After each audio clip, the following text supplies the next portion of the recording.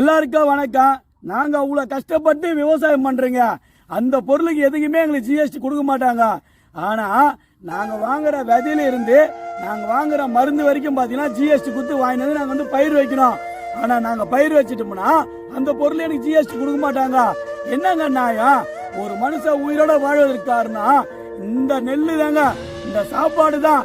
அந்த சாப்பாடு உற்பத்தி பண்ணி கொடுக்கறதுக்கு ஜிஎஸ்டி குத்து வாங்கிட்டு வந்து அந்த பொருளை விவசாயம் பண்ணோம்.